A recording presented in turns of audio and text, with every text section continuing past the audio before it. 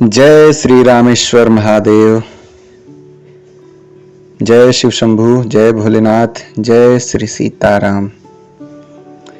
उम्मीद है आप सब अच्छे होंगे और महादेव और जगत के पालनहार श्री सियावर रामचंद्र जी आपके और आपके परिवार पे सदा अपनी कृपा बरसाए रखें, ऐसी मेरी विनती है।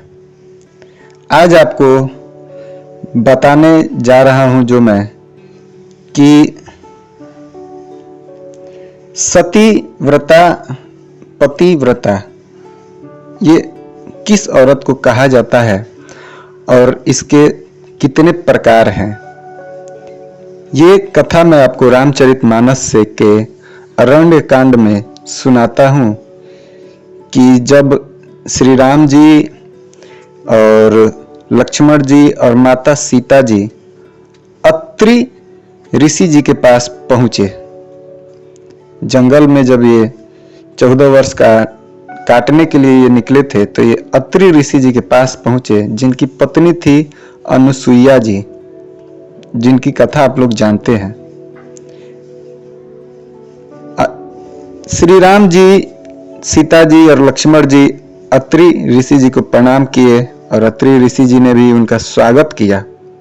उस समय अनुसुईया जी माता सीता जी को अपने पास बैठाई और उन्हें ऐसे ऐसे दिव्य वस्त्र और आभूषण पहनाए जो नित्य नए और निर्मल सुहावने वाले बने रहते थे।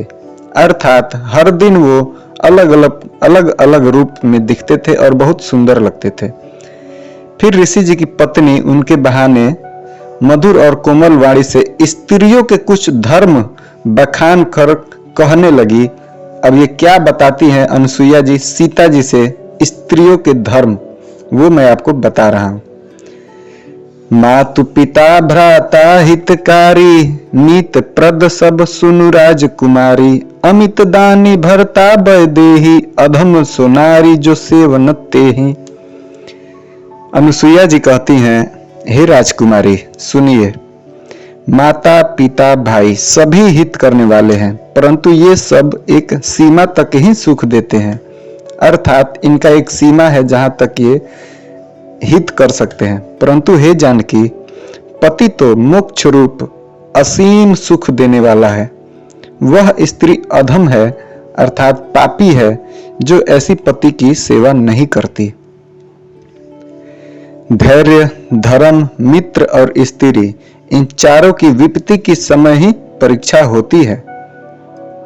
वृद्ध, रोगी, मूर्ख, निर्धन, अंधा, बहरा, क्रोधी और अत्यंत ही दीन हो, ऐसे भी पति का अपमान करने से स्त्री यमपुर में भांति भांति के दुख पाती है। अर्थात जिसका पति निर्धन हो, अंधा हो, बहरा हो, क्रोधी हो या अत्यंत ही दीन हो, वैसे भी पति को अगर पत्नी नहीं पूजती है तो यमपुर में बहुत तरह के दुख पाती है। शरीर, वचन और मन से पति के चरणों में प्रेम करना स्त्री के लिए बस यही एक धर्म है और यही एक व्रत है और यही एक नियम है। ऐसा माता अनुसुईया सीता जी को कहती हैं। अब बताती है कि जगत में 4 प्रकार की पतिव्रताएं हैं। वेद, पुराण और संत सब ऐसा कहते हैं कि उत्तम श्रेणी की पतिव्रता के मन में ऐसा भाव बसा रहता है कि जगत में मेरे पति को छोड़कर दूसरा पुरुष स्वप्न में भी नहीं है।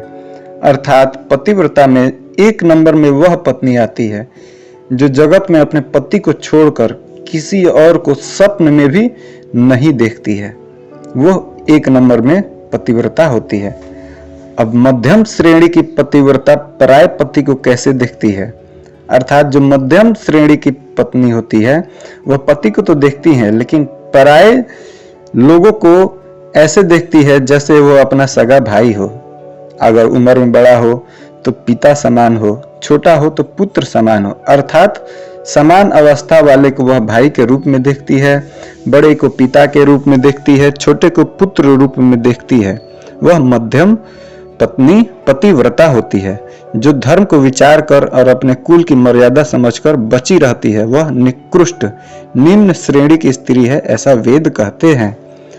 और जो स्त्री मौका मिलने से या भयवश पतिव्रता बनी रहती है, अर्थात उसको मौका नहीं मिलता या डर के कारण पतिव्रता बनी रहती है, जगत में उसे अधम स्त्री जानना चाहिए, यानी वह स्त्री पापी है।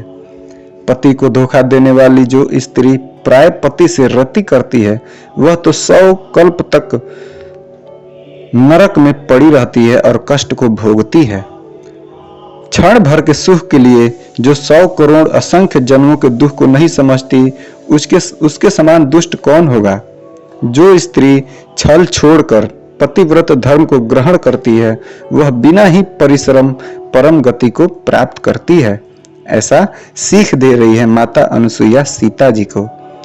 किंतु जो पति के प्रतिकूल चलती है वह जहां भी जाकर जन्म लेती है वही जवानी पाकर भरी जवानी में विधवा हो जाती है, अर्थात जो पति के विरोध चलती है। स्त्री जन्म से ही अपवित्र है, किंतु पति की सेवा करके वह अनायास ही शुभ गति प्राप्त कर लेती है, अर्थात पतिव्रता धर्म के कारण ही आज भी तुलसी जी की भगवान को प्रिय माना जाता है और चारों वेद उनका यश गाते हैं। आगे फिर कहती हैं माता अनुसुईया, हे सीता सुनो, तुम्हारा तो नाम ही लेकर स्त्रियां पतिव्रत धर्म का पालन करेंगी। तुम तो श्री रामचंद्र जी के प्राणों के समान प्रिय हो। यह पतिव्रता धर्म की कथा तो मैंने संसार के हित के लिए कही है। ऐसी माता अनुसुईया सीता जी को समझाती है, जो हम लोग को भी समझना चाहिए, या जो हमारे भारतवर्ष में स्त्री हैं उनको भी समझना चाहिए कि पतिव्रता कैसे किया जाता है और कितनी प्रकार की पतिव्रता औरतें होती हैं।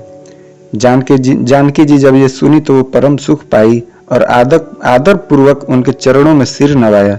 तब कृपा की खान श्री रामचंद्र जी ने मुनि जी से आज्ञा लिया और अगले वन की तरफ बढ़ चले, अर्थात श्री रामचंद्र जी एक जगह कभी नहीं रुके 14 वर्ष में। तो ये कथा थी जो पतिव्रता क्या होता है और स्त्री को पति के प्रति कैसा धर्म पालन करना चाहिए। अगर आपको ये कथा अच्छी लगी हो तो लाइक जरूर करें और कमेंट में सियावर रामचंद्र की जय जयकार लगाएं, भोलेनाथ की जय जयकार लगाएं, हनुमान जी की जय जयकार लगाएं और हमारे इस चैनल को सब्सक्राइब करें ताकि मैं इस चैनल पे रामचरितमानस का हर दिन एक भाग डालता हूँ, थोड़ा थोड़ा कथा कह के सुनाता हूँ और हर दिन आप उसको सुनिए। कुछ न कुछ आपको अपने जीवन में सीखने के लिए जरूर मिलेगा इस कथा से। आपको कैसा कथा लगा हमको जरूर बताइए। जय श्री सीताराम।